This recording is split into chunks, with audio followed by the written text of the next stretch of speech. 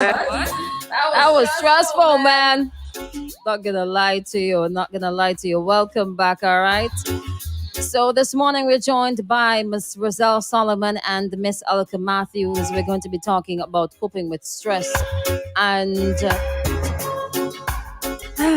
sources of stress, effects of stress. I can't stress it enough.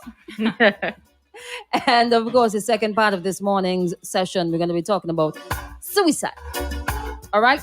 If you have comments or questions, feel free to share them via Facebook, YouTube at Extreme 104 SVG. We're also live on Twitch. If you don't want everybody to see you asking a question on the live, you don't want people to see your face, see your name, sorry, or anything, you want it to be confidential, and it's fine, we're okay. You can hit us up at WhatsApp 430-1043. All right, the number scrolling across the bottom there of the screen on Facebook and YouTube. You can hit us up there and then we'll share it with the shared name once it's coming from WhatsApp. Okay, all right, good, lovely. So welcome back, and maybe we can start about defining stress. People like to say use stressful. They stress to me. People like to use the term stressful or stress. So what is that ugly word, stress? Okay, so when we think about stress, we are thinking about a normal bodily reaction to the different changes that come in life. So we can talk about the changes as a result of physical problems, emotional problems, intellectual problems, just a change in your environment that makes you uncomfortable that can cause the body to respond. And we usually refer to that plain and simple, stress. It has been very stressful since 2020 and it's been continuous. We've continued to have this conversation about COVID and all these other things.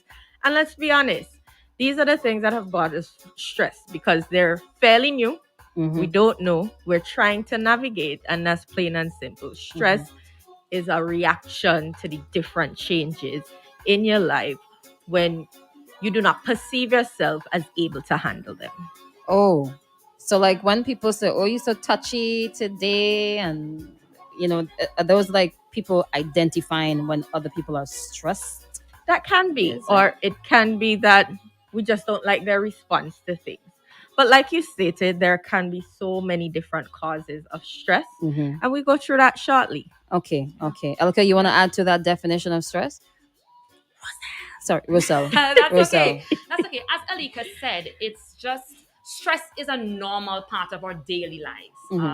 We do encounter different situations that can be deemed, negative to us. So we go through life and we have to come about things that threaten us, things that put us at danger, things that we perceived can be dangerous to us. So we respond to it. And according to the research, we do one of two things. We either stay and fight or we flee. So this is fight or flight response. Right? So it's according to how we respond to the situation and how it is that it affects us, then we can state whether it's stressful or stressful to the point where it can really affect how we function. So that's why we're here today. Stress is a normal part of life. But when the stress comes to a point where we cannot function daily, then we have a problem. Yeah. And clearly we have a problem. That's why we're talking about some issues, definitely. we're having a little bit of stressful problems, and that is a stress in itself. Yeah. Stress everywhere, man. All right, so let us deal with now. We've identified what stress is, and that is interesting because people seem to have their own definition of what stress is, and very loose. So I'm happy that we're able to start off with identifying it. Some people, as you rightly say, it's rather interesting that people either run or they face it. They face it. Yes. And that brought me to a point where I'm thinking, a lot of intentions like to leave the country when it's too stressful here in terms of finding jobs or whatever. And some people stay and fight it out. It's not just like physically you see a pit bull coming after you, either stay in your position or you run. But it's neither good or bad. It's just how you respond to the situation. If it is that you are in habit of fleeing from a situation and not dealing with it, Uh-huh. then we have a problem. And fleeing could be part of how you react, which is could be positive because I went on vacation. That was my way of taking myself out of the situation to relax. But if it is that you are just moving from a situation to a situation and you're not dealing with the emotional issues and the physical issues, the biological issues, then we have a problem. Okay, Definitely. so we have to find some balance. Yeah, because running isn't necessarily just I'm not dealing with this. It can be I'm taking myself out of this situation to give me a little bit more perspective as to where I move forward from here. And sometimes we all need that just to move away from what is stressing us out and say, this is what I need to do next to help lower the stress levels that I'm experiencing as a result. Okay. All right, all right, all right. I hope that you two ladies would lobby for what I was talking about before. A boss not messaging you after work. And Not laughing because it's funny, but because earlier I think happens. Last week. there was a country that Portugal. exactly Yeah. they lobbied for, and I'm not sure if they passed legislation, but Yeah, they yeah, lobbied yeah. for your boss not messaging you After after work. working But hours. in our field, We really don't have a choice. it's Well, except for people who work 24/7, right. you're on call. If you're Yes. on call, that is different. Yeah. So you have chosen to be under stress. But I do have friends in the corporate world who would say, I cannot deal with the 3 a.m. emails and the 12 o'clock calls because of the Why you urgency boss of up the at them times situation. there? Yes, so that can be stressful because when we leave our workplace, we go home. And home has another set of responsibilities that can be stressful. So we're looking at stress and we're looking at stressors, the things that can trigger the stress. Okay. And stressors could simply be your own inability to cope, your past social experiences that taught you how to deal with a situation. Stressors could be, sorry, but I would hear parents say, my kids are stressing me.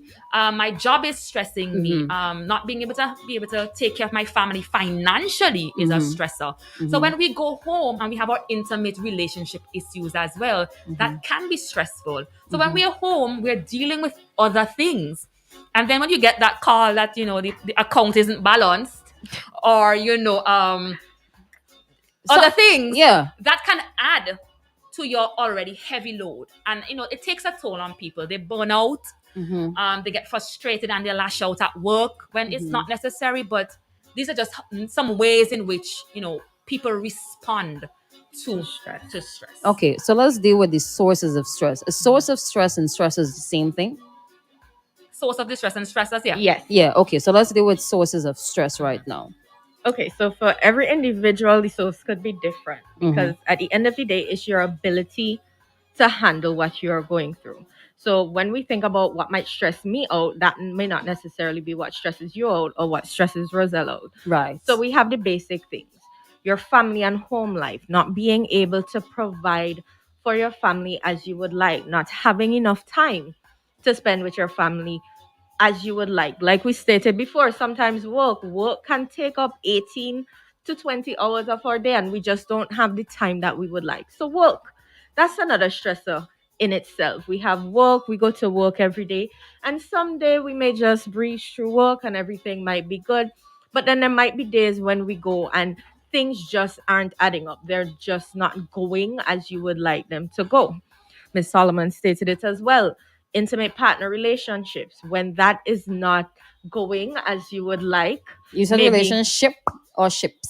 'Cause Ship some is in people, ships. We're looking in general, in the collective, Everybody the and their collective, the relationship. collective, oh, the because collective. because some people have like several relationships. That can be That stressful can be as well. stressful. So to decrease that, we would suggest and we Lego recommend encourage that we would encourage that you just risk reduction engage in strategies. one.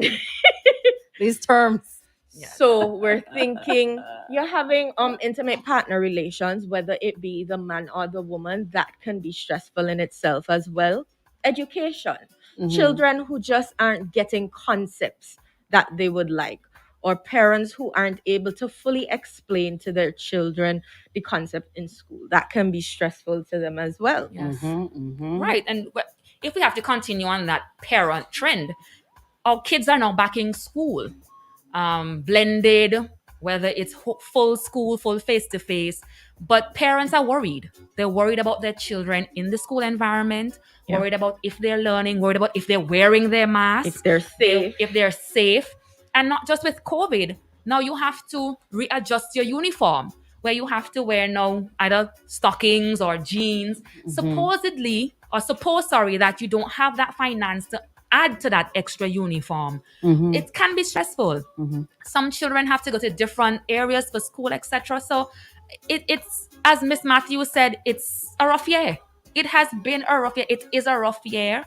And we are all just trying to navigate this in a way that we all come out stronger. So that's why we're here. Because we say it every day, you're stressing me out. This is stressful. But are we really understanding what is stress? Are we understanding how stress affects us? How stress affects people around us? Because when we are stressed out and I go to work and I'm not talking to Miss Matthews, I have on my earphone, it affects the dynamic on how we function. So take out your headphones. I can do that, but maybe that's just how I deal Deal with with my stress. stress. Yeah. But in other areas, a lot of people don't know how to manage Yeah. their stress and how to deal with it.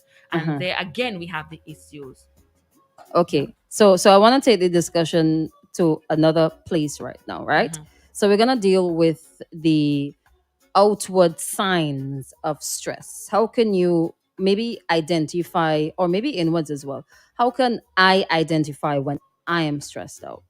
Okay, so when it comes to the signs and symptoms as it relates to stress, you think about the physical signs and the emotional signs. So when it comes to the physical signs, you might find yourself getting the chest tightness or the pains, and sometimes these aren't the things that we pay attention to. So what I encourage people to do is understand your stress language.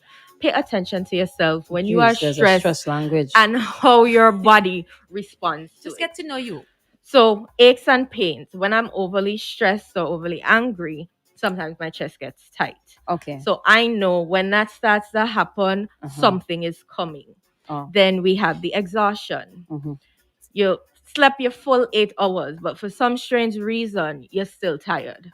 You get up in the morning after a good 8 to 12 hours sleep, like you're rested this particular time, and you get up in the morning and you don't understand why you're still tired. You yawning down the place, Or man. you wake up and you feel exhausted already before your day can even get started. You're tired and you're ready to go home. And I know we've all had that at work. You're now reaching 8 o'clock, you're fresh, but somehow you're tired and you're ready to leave. What time is it? Elka, it's actually 8:01. And I could just imagine some people just blam down the I can't trick this place. Yeah. We have headaches, dizziness. For people who suffer from high blood pressure, you can find that your pressure goes up. In addition to that, you experience the headaches as well. Stomach problems, trouble with intimacy with your partner. These are all things we don't want that. that can affect your functioning. And it can just break down your immune system. So all of a sudden you're feeling lethargic, you're feeling weak, you're feeling like I'm just not well. Like a cold is about to come on, but you don't necessarily have a cold. And then we look at the emotional side where we have the depressive symptoms, the panic attacks. And that's something that we see happening more often than not. People who are having actual panic attacks and just plain and simple sadness. I cannot do this today. I don't want to do this today. I just cannot make it. So how does, maybe Roselle could share on this one? So that is how the individual who is stressed is able to identify when he or she is stressed. How could I tell when somebody else is stressed out? Right. So let me be corny. I can't stress enough that firstly, you must understand yourself. So stress is a biological reaction, is a physical reaction first. So as Miss Matthews says, your heart starts to race, etc., etc. But let me plug that stress isn't always a bad thing. Stress can be a motivator. It can actually help to propel you. So it's not always a bad thing. So if you're faced with a challenge, and how you navigate and how you move through that challenge can add to your own self-efficacy, who you are, etc. So it's not always a bad thing. Let me just put that out there first. Okay. Yes. Okay. So when you're dealing with another human being, obviously you have to look for those signs and symptoms. And it's just the situation around them. We know when a situation can be stressful. You're driving in this traffic that I have to go back into town. It's tight. That can be stressful. So you have to look first at the environment that the person is in. What are the, as we call it, the stimuli? What's the stressors? What's there in the environment that can really irk someone? We have to know about the other person's coping mechanisms, their past experiences. Do they have a history with being easily stressed out, not functioning properly? So we have to look at their own functioning. And also, we have to look at pre existing psychiatric issues. So we're talking here about mental illnesses, because some people, because of their mental illnesses, they are prone to be more irritable, more frustrated, and they're easily stressed out. So those are just some of the things that we have to look for in another human being. Oh boy. Oh boy. I mean, I hope listeners and persons who are watching on Facebook as well, on YouTube and listening on Twitch, you're making notes. Okay. And feel free to share and to ask questions. This morning we're dealing with coping with stress. Well, we've already identified what stress is, right? We've already defined stress. We've already dealt with stressors, and we've dealt with the signs and symptoms of stress. So we're gonna move on to coping. I mean, you said that stress isn't always a bad thing. Okay. All right. That's going to be a hard pill for some people to swallow. Yeah. I mean, especially after Ellica talked about the palpitations, the panic attacks, the headaches, the stomach aches, and all these things. I'm like, what? You trying to come and say it's not a bad It's thing? not No. always a bad It's not thing. always a Yeah, bad yeah, thing. yeah. Because I understand stress where is you're a coming from. response to the stressor, to the challenge. Mhm. So stress could just be that response in itself to get you to that place of, Yeah. oh, I did that. And knowing your signs and symptoms, Yeah. it can be very helpful. Yeah. Like for females, before they start menstruating, all these things happen.